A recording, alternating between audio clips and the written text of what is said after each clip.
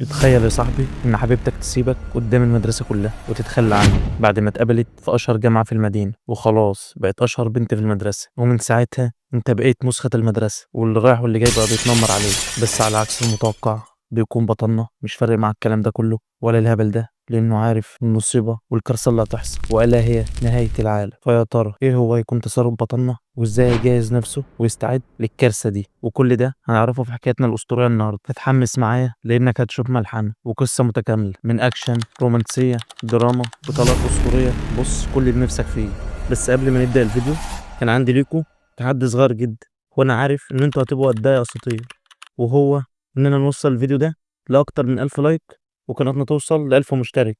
فيا ترى هنقدر نحقق الحلم الصغير ده؟ فورونا بقى هتبقوا قد اول تحدي لينا على القناه. وخلاص كده انا رميتها عندكم، واللي تعملوا بقى صح. فما تنساش تصلي على سيدنا محمد عليه افضل الصلاه والسلام وتعمل اللايك بتاعك من دلوقتي، ويلا بينا نبدا حكايه.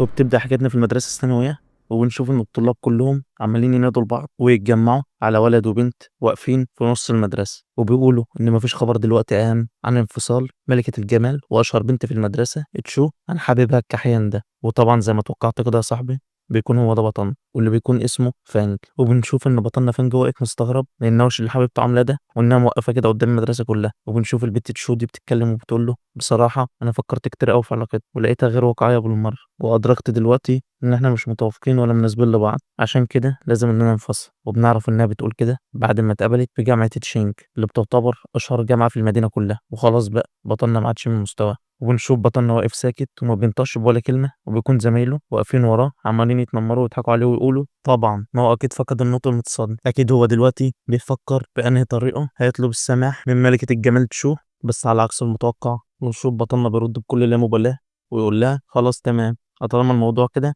يبقى خلاص اتفق. وبيظهر على وشوشهم كلهم تعبير الصدمه من التصرف اللي بطلنا عمله، وبيسيبها واقفه في نص هدومها وبيمشي وبيقول لها خلاص كده طالما ما عندكش حاجه تضيفها يبقى امشي انا. فبنشوف البنت تشو دي بتكون مصدومه لسه طبعا، وبتنادي عليه وبتقول له استنى استنى. فببص لها بطلنا وبقول لها خير في حاجه تاني؟ فبتكلموا البت دي لسه بكل كبر وبتقول له، وهي لسه مش مستوعبه انه رفضها بغض النظر عن الطريقه اللي انت بتفكر فيه او هتستخدمها، وفاكر انها تنفع معايا لما تسيبني كده وتتجاهلني ان انا هرجع لك بالطريقه دي؟ يبقى انسى، لان انا عمري ما هرجع لك. فبيبص لها بطلنا وبقول لها لا، ما تفهميش الموضوع غلط يا حلو، انا بس مشغول مش اكتر، عشان كده همشي. وطالما خلاص ما عندكش حاجه تضيفها تاني فمالوش لازمه اوقف هنا وتضييع الوقت ده. وبنشوف فعلا بطلنا هو سايبها وماشي وسط ذهول الطلاب كلهم واستغرابهم من اللي عمله، وازاي يتخلى عن اشهر بنت في المدرسه بالسهوله دي وما هموش اصلا. وبنشوف بطلنا وهو ماشي وبيتكلم نفسه جوه دماغه بيقول كل الاشخاص اللي حواليا دول ما عندهمش فكره على اللي هيحصل، وكل معايير المجتمع الحالي من اموال وشهادات وجمال وحب هتتحول لنار ومش هيبقى ليها اي ستين لازمه. وانا الشخص الوحيد اللي فاهم الكلام ده لان انا عايد من المستقبل، وديت فرصتي الوحيده بعد الكارثه اللي حصل. بوم. لا فهمنا بقى يا صاحبي مستقبل ايه وكارثه ايه، لاننا كده مش فاهمين اي حاجه. روق على رزقك يا صاحبي كل حاجه هتبان. وبيقول لنا بطلنا ان في المستقبل القريب ان الوحوش القويه هتظهر في العالم كله وتنتشر بطريقه واعداد مهوله. ومش الوحوش بس يا صاحبي، ده حتى الحيوانات العاديه كلها هتبقى متوحشه واجسامها واشكالها هتتغير وتتطور بشكل غريب اللي هينشروا الخراب والدمار في العالم كله، ومش هيكون حد ولا اي سلاح قادر على الوقوف في وشه. وبيكمل وبيقول لنا ان بعد سنه واحده من دلوقتي وبعد حدوث الكارثه المروعه دي هتبدا اول صحوه روح للبشر وظهور طاقتهم الروحيه الداخليه، ومن الوقت ده هيحصل تغيير جذري في العالم كله وهتتغير معايير المجتمع كله، وهتصبح القوه هي المعيار الاساسي والحاجه الوحيده اللي بتحدد مكانه كل شخص، لان دوت كان هو السلاح الوحيد اللي كان قادر على انه يأثر على الشياطين والوحوش القوية دي. وبيكمل بطلنا وبيقول لنا ان انا جاي من المستقبل، واول ما حصلت معايا صحوة الروح دي ظهر لي نظام عجيب، وكانت قوتي زي قوة أي شخص عادي لسه بادئ يظهر له نظام. كانت مهاراته كلها صفر، بس ما لحقتش أعمل أي حاجة وبدأت الوحوش ديت تخلص وتدمر على العالم كله ومحدش كان قادر إنه يقف في طريقها. وكنت خايف وعشت فترة صعبة جدا، وكنت بحاول على قد ما أقدر إن أختبئ عشان أنجو بحياتي وأهرب من الوحوش دي بأي طريقة، بس برضه كل ده منفعش. وفي نهاية الأمر قدرت الوحوش دي إنها تدمر المدينة كلها وتوصل، وطبعا بمهارات الضعيفة دي اللي أنا ما حاولتش حتى إن أنا أطورها، ما كنتش بفكر غير في الهروب زي ما كنت طول حياتي بعمل، ما خدتش في ايد الوحوش دي غالي، كنت بطلع في الروح وعارف ان مفيش حد هيزعل عليا ولا يحس بغياب، وكنت ندمان ندم شديد جدا، وقلبي مليان حقد وانتقام على اللي انا عملته في حياتي ده من خوف وجبن. وحتى ما فكرتش ان أنا ازود مهاراتي، وكل اللي فكرت فيه الهروب وبس. كان نفسي ان انا انتقم من الكل، بس كنت شايف نهايتي ما كانش بايدي حاجه اعملها، ويمكن هو ده السبب اللي خلى النظام يختارني تاني وارجع بالزمن في الوقت اللي انا فيه ده قبل عام واحد من سحوة الروح. ودلوقتي معظم الناس ما يعرفوش اي حاجه عن سحوة الروح دي، لان كان العدد الاكبر من سحوات الروح اللي حصلت كان بعد سنه واحده من دلوقتي، لان الناس ما كانتش بتدور على سحوة الروح دي او بتحاول انها تكتشفها في جسمها الا لما كانت بتحاول انها توصل للقوه عشان تقدر تواجه الوحوش اللي ظهرت في العالم دي. ودلوقتي بما ان مفيش وحوش لسه ظهرت، فمحدش عارف حاجه عن سحوة الروح والبطنه. عشان كده انا لازم استغل الفتره دي وكل دقيقه فيها ان انا ازود طاقتي على قد ما اقدر، واحاول انقذ العالم من الكارثه اللي هتحصل دي. وبنرجع بينا للوقت الحاضر، وبنشوف بطلنا ماشي في وسط الناس في الشارع، وبيظهر اعلان في كل حته على هيئه تنبيه للناس كلها بان في حاجات غريبه بدات تظهر، وتغيرات وشذوذات بدات انها تحصل في العالم كله، بظهور اجسام غريبه، وحتى تغيرات في الجو والطقس وفي طبيعه الارض عموما. فبيستغرب بطلنا من ظهور الاعلان ده بدري كده، وان بدايه التغيرات دي حصلت بدري عن حياته السابقه. وكمان بيلاقي ان تليفونه عمال يبعت اشعارات في كل حته بظهور كبسولات في انحاء الارض كلها. وبقول بطلنا هو الاسلوب اللي بتتبعه الحكومه الصينيه على طول، وهو التنبيه الغير مباشر. وبالطريقه الهاديه دي بيخلوا الناس هاديين، بيثقوا بدولتهم عشان يبقوا مسبقين الاحداث، والناس ما تتعبهمش باسئلتهم. وبقول بطلنا الاسلوب ده ايوه مش مؤثر جدا، وكمان بيتطلب جهد كبير عشان يقدروا ينشروا الاخبار دي، بس هو احسن الف مره من انتشار اعمال الشغب واطلاق النار في البلدان كلها. وبنشوف ان بطلنا بيجيله اشعار من النظام بتاعه بانه يتجه للاماكن اللي بيحصل فيها التغيرات والشذوذات دي، لانه هيستفيد هناك وهيقدر عن طريقه انه يزود طاقته. وفعلا بطلنا ما بيكدبش خبر، وبيبدا انه يبحث في تليفونه عن اكتر مكان حصل فيه تغيرات، وبيلاقي انه منتشر على جميع وسائل التواصل الاجتماعي ان درجه الحراره في جامعه تشينج عاليه جدا، والاشعه الفوق بنفسجيه وصلت لمعدل ما وصلتلهوش من قرن تقريبا. وبنلاحظ ان الناس بتقرا الاخبار جنب بطلنا ومحدش فيهم مصدق اللي بيتقال ده، وبيقولوا حتى الجامعات دلوقتي بتروج للاشاعات وبيشتروا الترند، يعني حراره مرتفعه ايه اللي حرارتها توصل لدرجه انها تقتل البشر، ويفضلوا يضحكوا. بس طبعا بيكون بطلنا فاهم ان كل اللي بيحصل ده حقيقه ومش اشاعات، وبيكمل قراءه، وبيلاقي ان الجامعه محذره بالذات من البوابه الشماليه للجامعه، ومنبهه على الطلاب الجدد اللي هيجوا يقدموا في الجامعه ان محدش فيهم يتوجه للبوابه الشماليه دي. وزي ما توقعت يا صح، هو ده المكان اللي هيتوجه له بطلنا عشان يشوف هيرفع قوته هناك ازاي، لانه بيقول ان دوت هو المتوقع. الناس كلها هتفتكر ان التغيرات اللي بتحصل دي مجرد اشاعات، وانا الوحيد اللي عارف ايه اللي بيحصل، عشان كده هتكون دي فرصتي عشان ازود قوتي.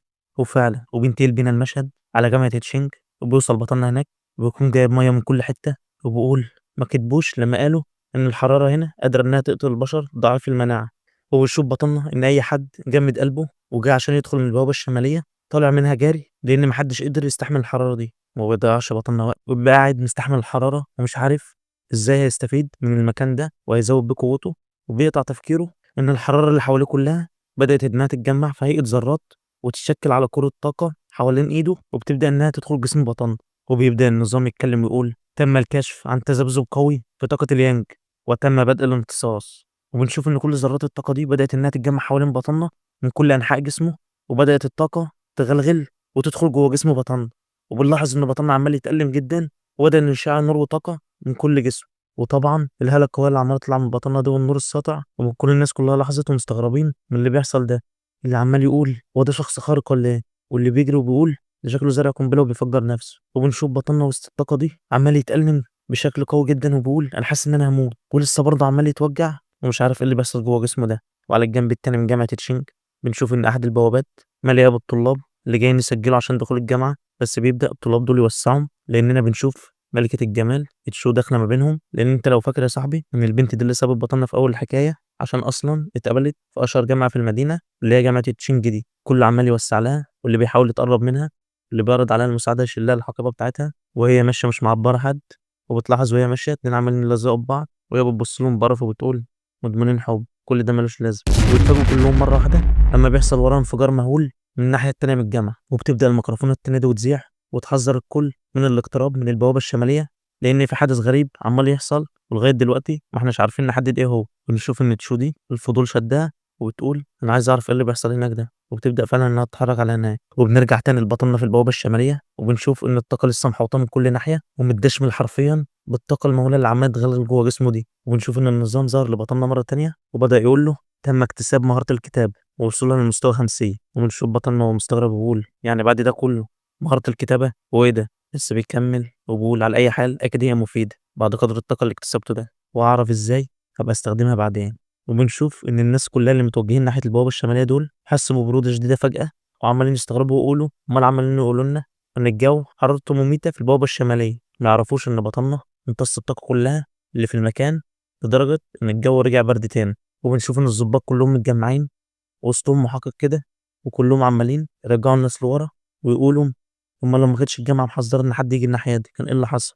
وبنشوف إن في شخص لابس رداء كده وشه مش باين، وبدأ إنه يكلم المحقق ويقول له اقفل لي البوابة الشمالية هنا واعمل لي حظر على المكان كله. وبنلاحظ إن المحقق نفسه بيرد عليه وبيقول له أمرك هيحصل دلوقتي. وبنشوف إن بطلنا وسط المعمعة لسه جوه، وظهر قدام النظام تاني وبيقول له إن تم استشعار أشخاص عندهم طاقة سحوة الروح ولسه مش محدد مدى خطورته. فبيستغرب بطلنا ويقول أشخاص عندهم سحوة الروح وفي آخرين مثلي بدر كده.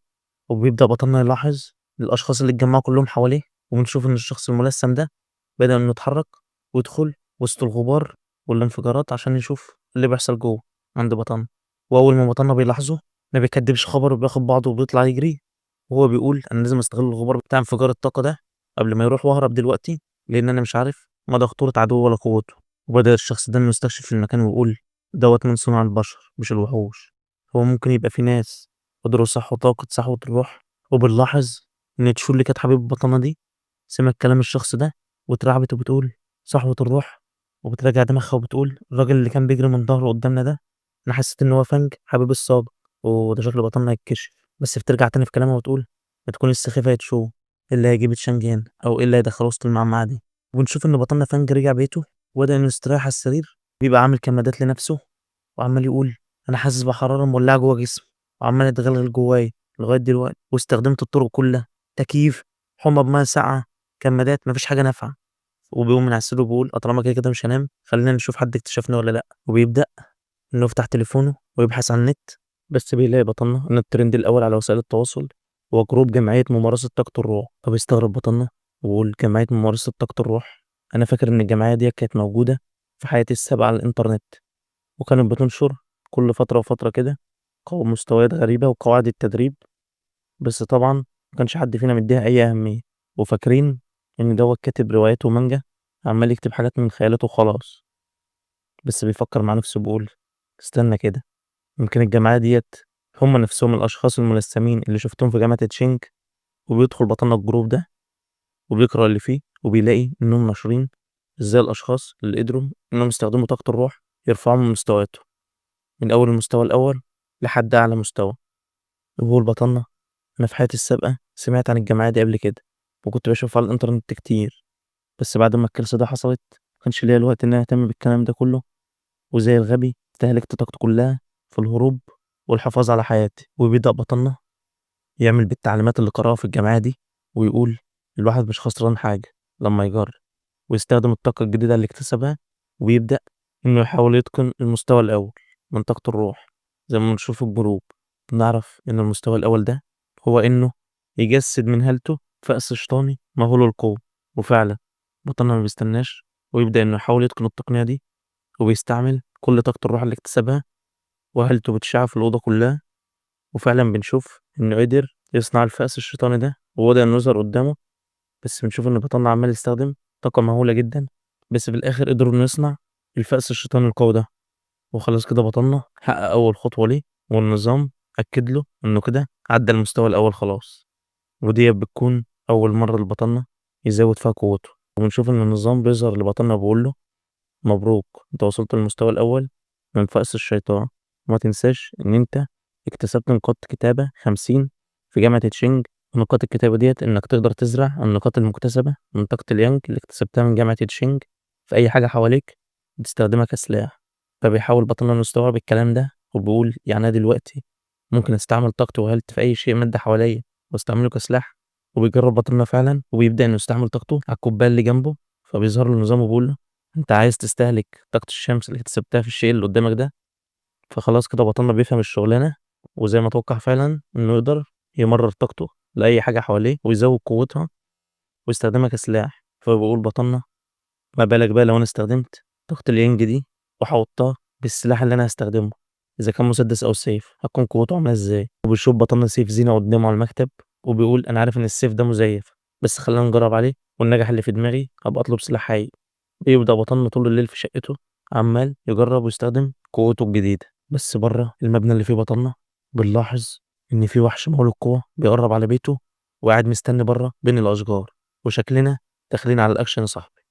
وبيجي الليل وبنشوف بطلنا نايم على سريره، بس مرة واحدة بيسمع صوت غرغرة وحش بره، فبيصحى من النوم وبيقول هو في فار بره ولا ايه. وبنشوف بطلنا نطلع يدور ويقلب البيت كله وبرضه مش لاقي حاجة، وبيقول يمكن وحش أليف عند جار عندنا. وحش أليف ده انت هتشوف له ايه. وبقول بطلنا بما ان انا وصلت للمستوى الأول فحدة سمعي بقت قوية جدا وبتفوق الإنسان العادي، يمكن عشان كده أنا سامع الأصوات دي من منازل الناس التانية. بس بيلاحظ إن الصوت ناحية باب شقته عالي جدا، فبيبدأ إنه يقرب ويفتح الباب وبيتصدم وبيلاقي في الممر فوق وحش قوي جدا.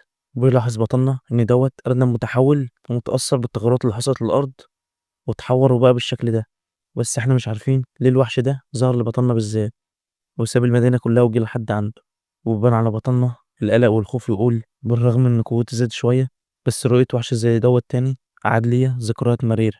وبينتقل بينا المشهد على وسط المدينة وبنشوف إن في طائرة في الجو عمالة تبحث وشكلها بتدور على الأرنب ده. ونشوف بنت واقفة على أحد المباني المرتفعة وبتبدأ تتكلم في السماعة اللي في ودانها وتقول إن الأرنب المتوحش قدر إنه يهرب مننا وفعلا سرعته مهولة، وما تقلقوش كده كده هعرف أوصل له وهبقى أبلغكم بأي تحديثات جديدة.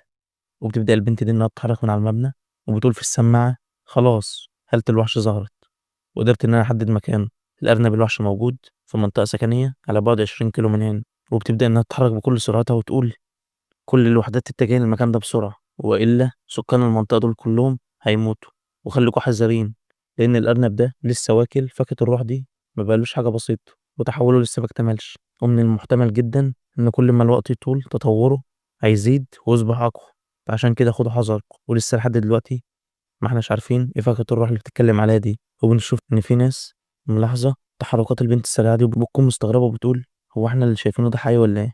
خلاص بدأنا نهلوس، هي في بنت فعلا بتتحرك واحنا في الطابق ال65 كده. وبنرجع تاني لبطلنا وبنشوفه واقف قدام الوحش ويبدأ الأرنب المتوحش ده إنه يهجم عليه بكل قوة، بس بيقدر بطلنا مستعد تركيزه ويتفادى هجمة الوحش دي. وبيقول بطلنا إن أنا من ساعة ارتفاع مستواي بالرغم من إنه مستوى واحد بس لأن أنا حاسس بتغيرات كتير وقدرت ألاحظ هجمة الوحش ده وكأنه بيتحرك ببطء شديد وعضلاته استجابت لوحدها.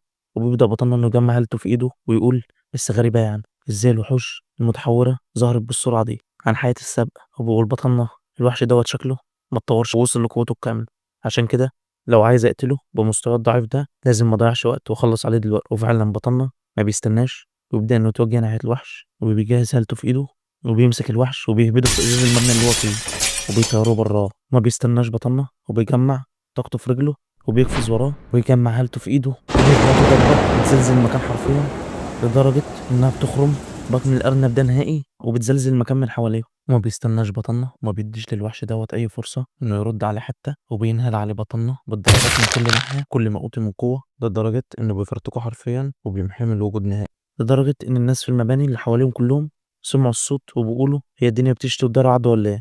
بنشوف ان بطلنا نزل على الارض بعد الهجمة القوية اللي عملها دي وبيقول بس في حاجة غريبة أوي حسيتها وأنا بقاتل الوحش ده، إن هو كان بيحاول إنه يمتص طاقتي أثناء القتال. وبنشوف إن الوحش اتفتت قدام بطننا وعين من عيونه نزلت قدام بطننا، فبيفعص بطننا برجله وبيقول إن تحور الوحوش وتطورها وتغيرها بدأ بالفعل، وإن أنا لو كنت لسه شخص عادي وطاقتي الروحية ما استيقظتش لسه كان زماني واجب أخاف على الوحش زي ده، ولازم على قد ما أقدر إني أزود طاقتي واستعد بأسرع وقت ممكن لأن دوت يعتبر من أضعف الوحوش. ما بالك بقى باللي جاي. وبنشوف البنت اللي كنا شايفينها واقفة على المبنى أخيرا وصلت للمكان اللي فيه الأرنب المتوحش أو اللي كان فيه الأرنب المتوحش، لأنها بتتصدم وتتفاجئ لما بتلاقي أشلاء الأرنب كلها منتشرة في المكان. تستغرب وبتبدأ إنها تتكلم في السماء وتقول الهدف قد مات وجثته اتحولت لأشلاء كلها. وبتبدأ إنها تقرب من أشلاء جثة الوحش وتتلسع إيديها وبتقول الطاقة الشمسية الحارقة دي نقية وقوية جدا وهي إياها نفس الطاقة اللي حسيت بيها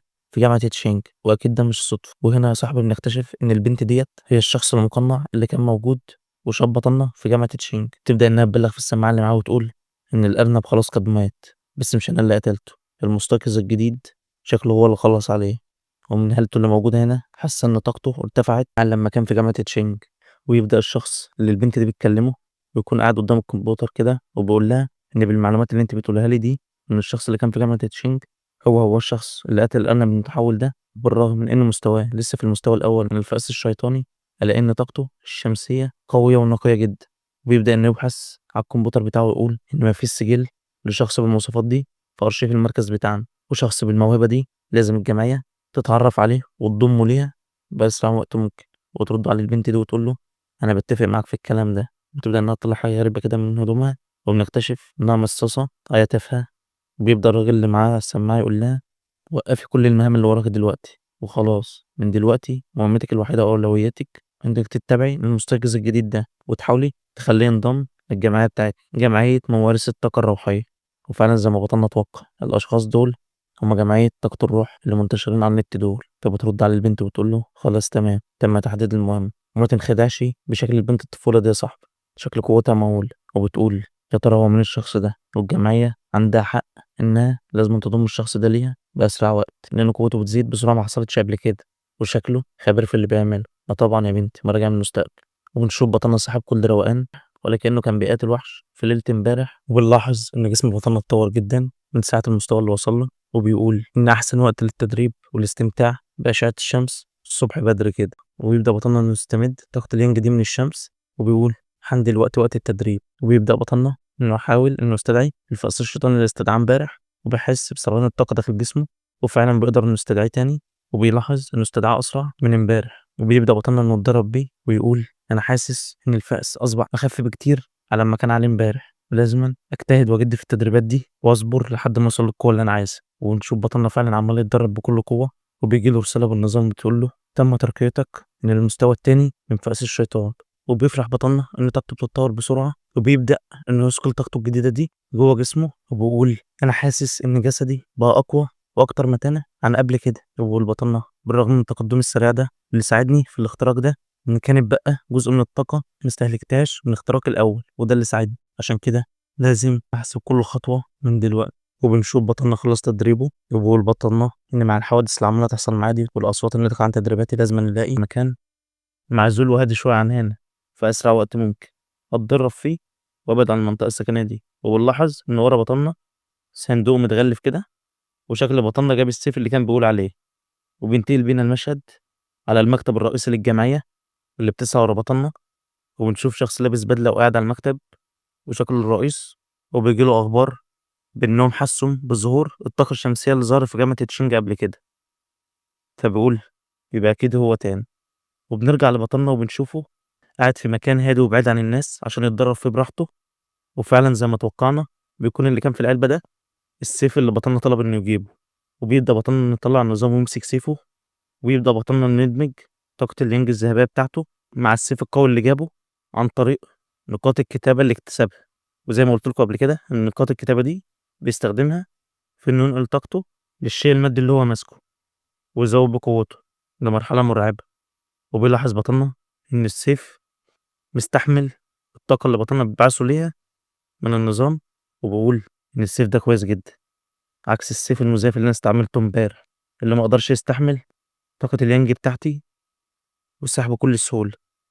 وبيجي يشعر لبطلنا إن خلاص الاندماج تام. وبيبدأ بطلنا إنه يتدرب بسيفه الجديد ويجرب قوته في كل حتة. بس بنشوف إن السيف بيخرج عن السيطرة في إيد بطلنا، وبيخرج منه حالة قوية جدا. وبيكون بطلنا بيحاول يسيطر عليه ما بيكونش قدامه غير إنه يوجهه بعيد عن المنطقة اللي فيها سكان.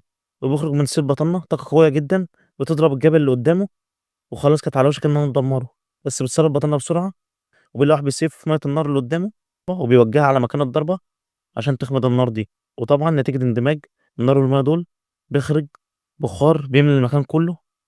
فبقول بطلنا الحمد لله إن أنا قدرت أسيطر على السيف في آخر لحظة، وإلا لكان الجبل ده كله اتدمر.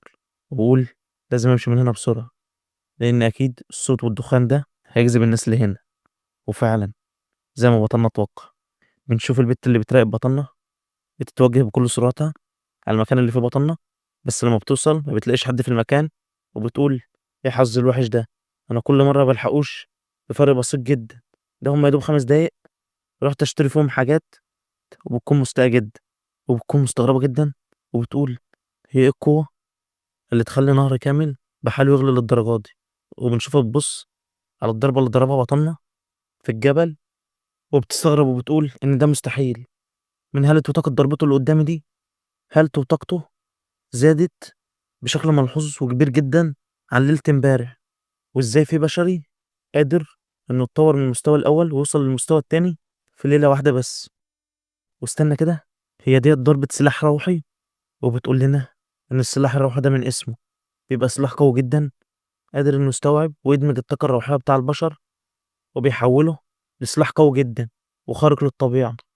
وعدد البشر اللي يقدروا يعملوا كده قليلين جدا، لدرجة إن عدد الأشخاص اللي قدروا يصنعوا السلاح الروحي ليهم في الجمعية بتاعتنا كلها هم شخصين بس، وهم الوحيدين اللي عندهم سلاحين روحيين. وبتبدأ تفكر وتقول إن تقنية دمج الروح مع السلاح المادي للشخص تقنية نادرة جدا، ومحدش يعرف يستعملها غير قليلين بس. ازاي الشخص ده عرف التقنية دي وقدر انه يستعملها؟ وبتبدأ انها تقعد وتستريح وبتقنع نفسها وبتقول اكيد انا بتخيل حاجات او اخطأت. المهم دلوقتي ان انا لازما ابرد مية النهر دي عشان محدش من السكان المحليين يحس باللي حصل. وبنشوف بطلنا ماشي وسط الغابة بعد ما هرب من البت المجنونة دي، ويبدأ يفكر مع نفسه ويقول ان سلاحي دلوقتي مدموج مع طاقة اليانج بتاعتي اللي اكتسبتها من جامعة تشينج. هو انا ينفع اضيف له اي طاقة تانية؟ وبيبدأ يفكر مع نفسه ويقول النظام قال لي إنه بيتعامل مع كل شيء في العالم على إنه مادة، وبكده النظام يقدر يمتصها ويستفيد من قوتها وطاقتها. وبيقول يعني أنا لو اكتسبت طاقة أو قوة جديدة هقدر أدمجها مع السلاح ده، أجمع فيه كل الخصائص والقوة اللي أنا اكتسبتها وأوصل بيه لقوة مرعبة. ده شكل بطلنا ناوي على إنه يحصل على قوة أسطورية. وبيلاقي بطلنا إن في رسالة جاية له من شخص غريب وبيقول له هو أنت من الأشخاص اللي ظهر عندهم طاقة الروح؟ أنا اتحققت من سجل البحث بتاعك على النت، أي ظواهر وأحداث غريبة بتحصل على الأرض وبتروح ناحيتها، وأنا عندي بعض من أصدقائي كلنا بدأ يظهر عندنا طاقة الروح دي، وبنتجمع مع بعض وبنبحث عن أشخاص تانيين زينا. وبنشوف إن بطلنا بيقول أهو ده اللي بيجيلنا عشان نسيت أظبط الإعدادات بتاعتي وأخليها عامة مش خصوصية. المهم كمل الشخص اللي بعت له ده وبيقول له إحنا لغاية دلوقتي 3 وانضممنا كلنا مع بعض من ساعة ما الأحداث الغريبة دي بدأت إنها تحصل، وبنحاول نفهم الموقف اللي إحنا فيه ونتبادل مع بعض الخبرات وبنزود طاقتنا. فبيبعت فريند للشخص اللي بيكلمه ويقول له وأنا كمان جديد في المجال ده ومش فاهم فيه حاجة. فبيبعت الشخص الغريب ده لبطلنا ويقول له أمال أنت أمور تدريبك ماشية إزاي؟ وصلت للمرحلة الأولى من فأس الشيطان ولا لأ؟ بيكمل وبيقول له الشخص ده والأخبار اللي منشورة لغاية دلوقتي إن الأشخاص في الجيش اللي حصل لهم صحوة الروح محدش فيهم قدروا إنه يتجاوز لغاية دلوقتي مستوى فأس الشيطان. ولو فكرت في الموضوع إحنا مش بعيدين عن الموضوع ده، وبنتجمع كلنا مع بعض عشان نوصل للقوة دي والخبرة قبل ما حد تاني يوصل لها. فبيستغرب بطلنا وبيقول حتى أفراد الجيش محدش فيهم ما اتجاوزش مستوى فأس الشيطان، غريبة جدا. وبيكمل الشخص الكلام وبيقول له المهم أنا دلوقتي عندي معلومات لسه محدش عارف عنها، وفي مكان جديد ملوث، ومعنى ملوث ديت إن حصل فيه تغيرات خارقة للطبيعة زي جامعة تشينج لما كانت حرارتها شديدة وقدر بطلنا يكتسب منها الطاقة. وبيرسله الشخص ده وبيقول له إحنا هنكون في انتظارك عشان كل ما العدد كان أكبر كل ما كانت فرصتنا وخبرتنا اتوسعت بشكل أكبر، وكلنا نكون بنساعد بعض، والموارد اللي هتبقى موجودة هنوزعها بالتساوي ما بيننا.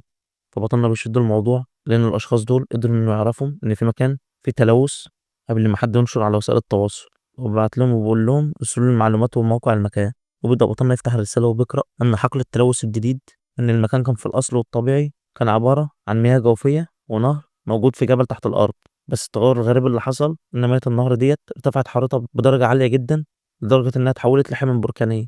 وبقول بطلنا إن الموضوع ده زي اللي حصل في جامعة تشينج وطاقة اليانج اللي أنا اكتسبتها من هناك، فأكيد هستفاد من مكان زي ده. ونشوف إن بطلنا بعت لهم رسالة ووافق إنه ينضم لفريقهم. وبينتقل بينا المشهد على المكان اللي فيه الجبل اللي فيه النهر ده، وبنشوف إن مجموعة أشخاص واقفين على باب الجبل اللي جوه النهر ده، وبيبدأوا الأشخاص دول يكلموا البنت اللي معاهم ويقولوا لها كل ده بفضلك يا شياو، لأنه بخريطتك وبالمعلومات اللي أنت وصلتها لنا قدرنا نوصل للمكان ده بكل سهولة، عشان كده إحنا بنشكرك جدا على تعبك والاستكشاف ده. وبنشوف إن البنت شياو ديت بتكون اتحرجت من كلامهم وبتقول لهم مفيش داعي للشكر، وبيبان عليها إنها بنت طيبة، وبنعرف إنها موظفة متدربة في جمعية تدريب طاقة الروح. وبتقول لنا إن في ناس كتيرة ما تعرفش إن جمعية طاقة الروح ديت تابعة بشكل رسمي للحكومة الصينية، وهي اللي عاملاها عشان تفهم ثغرات وسحوات الروح اللي بتحصل للناس دي، وبتقول إن الواحد عشان يبقى موظف في المنظمة بتاعتنا دي لازم يجتاز مجموعة من الاختبارات الصعبة والقوية جدا، ده غير الوسائط طبعا. وإن أنا تم قبولي كمتدربة بعد سلسلة طويلة أوي من الاختبارات، ده غير إن عائلتي ساعدتني جدا. ومهمتي دلوقتي إن ألاقي أو أرشح أي حد للأشخاص اللي إحنا بنقابلهم دول عشان الجامعات ضم. وبنشوف إن كلهم واقفين مستنيين بطلنا فانج، وبنشوف إن بطلنا فانج داخل عليهم وبيبدأ إنه يعرف نفسه ليهم. وبنشوف البنت دي بتبص باستغراب وتقول بالرغم من سنه اللي بيبان صغير ده أنا حاسة من هالته كده إن في المستوى التاني من فأس الشبح. ودي حاجة غريبة جدا بس ما بتدقاش قوي. وبنشوفهم إن كلهم بيتجمعوا يبدأوا إنهم يدخلوا ويتوجهوا ناحية النهر. ونشوف إن البنت ديت هي اللي متقدماهم ماسكة الكشاف وبتنور لهم الطريق، وبيبدأوا يقولوا لبعض إن في حاجة غريبة أوي هنا. المفروض على حسب الكلام اللي وصل لنا إن الحرارة هنا عالية جدا، فإزاي إحنا مش حاسين بأي حرارة؟ لا وكمان في برودة. فبتكلموا البنت الشاوي دي وبتقول لهم يمكن بس عشان إحنا موصلناش لسه لمكان النهر بالظبط. وبنشوف إنهم خايفين على بطلنا وبينادوا له عشان مفيش خطر يقابله بما إنه ماشي قدامهم كده متقدم عنه. فبقول بطلنا إنهم باين عليهم أشخاص لطفاء، لأن بالرغم إني لسه منضم ليهم ما بقاليش دقايق لأنهم بيعاملوني كأني فرد منهم. وبنشوفهم قدروا إنهم يوصلوا لمكان النهر بس بيتعجبوا كلهم لأنه خلاص ما عادش نهر يا صاحبي، ده بقى عبارة عن حمم بركانية حرفيا. بس بنشوف إن بطلنا بيسيبهم كلهم وبيتقدمهم وبيطلع يجري وبيتوجه عن المكان اللي فيه الحمم، وبيبدأ يستعمل طاقته الروحية وبيضرب إيده في نهر الحمم اللي قدامه ده. وبنشوف إن كلهم متفاجئين من اللي بطلنا عمله مش مصدقين. وبنشوف إن النظام فتح قدام بطلنا وبيقول له تم اكتشاف طاقة اللهب الداخلي وبيتم الآن تحليلها. وبيظهر لبطلنا معلومات عن التقنية دي وبيقول له إن التقنية ديت لها خصائص انفجارية وقوة تدميرية مذهلة، وبعد الاندماج هتقدر تحط سيفك بتقنية وتحوله لسيف النار القرمزي، واللي بالتقنية ديت بتخلي السيف مشتعل بالنار حرفيا وطاقته أسطورية. وبنشوف إن بطلنا فرحان جدا بالمهارات الجديدة اللي عمال يكتسبها والطاقة اللي عمالة تتسرب جوه جسمه. ويخرج بطلنا اليوم من وسط النيران بطريقة فخمة جدا بعد ما خلاص ضاف لسيفه قوة أسطورية. وبيلاحظوا كلهم وبنشوف إن بطلنا سيفه بقى مغطي الحمم البركانية من كل حتة وبيشع نار وبقى قوي جدا. وبيكونوا طبعا كلهم مستغربين من اللي بطلنا فيه ده، وبيقولوا ان بسبب اللي فانج عمله الطاقه في المكان استقرت وخلاص كده ده الوقت المناسب التدريب بتاعنا ونمتص الطاقه الروحيه اللي جايين ناخدها من هنا. وبيكونوا كلهم فرحانين من اللي فانج عمله لان الطاقه خلاص بقت مستقره ويقدروا انهم يمتصوها بسهوله. وده يا صاحبي الطاقه اللي كانت موجوده في المكان كانت قويه وكبيره جدا على اشخاص عاديين زيهم انهم يمتصوها وكانت هتدمر اجسادهم. عشان كده بطلنا سبقهم وقدروا انهم يمتصوا الطاقه دي لان هو اصلا في المستوى التاني وكان قادر انه يستحمل طاقه قويه زي دي واستفاد من نقاط قوتها. وبيقولوا خلاص ده الوقت بتاعنا عشان نتدرب. فبترد عليهم البنت الشاوي دي وبتقول لهم تقدروا تتدربوا براحتكم وتسكلوا طاقتكم الروحيه اللي هتكتسبوها من المكان وما تقلقوش انا هقعد اجمع معلومات وراقب المكان ليكم. وبيبداوا فعلا كلهم التدريب. بس بتلاحظ البنت الشاوي دي اشخاص جايين من وراها وبتستغرب بتقول هو في حد تاني جاي هنا المكان؟ وبيظهر مجموعه الاشخاص دول وباين عليهم اقوياء جدا وبيبداوا يتكلموا ويقولوا لها دول اللي جابكم هنا، المنطقه دي تخصنا وخلاص احنا استولينا على المنطقه دي وبقت خلاص بتاعتنا. فبعد ما الشياو بتحل الموقف اللي هي فيه بتلاحظ ان ردود الثلاث اشخاص اللي قدامها دول كلهم ردود بتفأس الشبح المستوى الاول، وبتقول ان احنا كلنا ضعفاء جدا مش هنقدر نهزمهم كلنا متجمعين. وبنشوف ان بقت فريق شياو لسه بيسكروا طاقة الروح بتاعتهم ومحدش حاسس باللي بيحصل، وبتقول في نفسها انا ما ينفعش اخرجهم من اللي هم فيه. تحاول تكلم الاشخاص اللي قدامها دول بالمنطق وتقول لهم ان خلاص اصدقائي بدأوا في امتصاص الطاقة الروحية بالفعل، ولو مش ممانعين تقدروا انتوا كمان تشاركونا المكان بالرغم من اننا اكتشفنا الاول وتمتصوا قدر الطاقه الروحيه اللي انتوا عايزينها. فبيضحك الشخص اللي قدامها بكل شر وبيقول لها انت ازاي بتكلمينا كده يا ايتها الصغيره؟ انت باين عليكي ما دخلتيش رتبه فأس الشبح اصلا، واحنا برضو اللي هنستولي على المكان ده كله ومحدش هيطلع من هنا حي.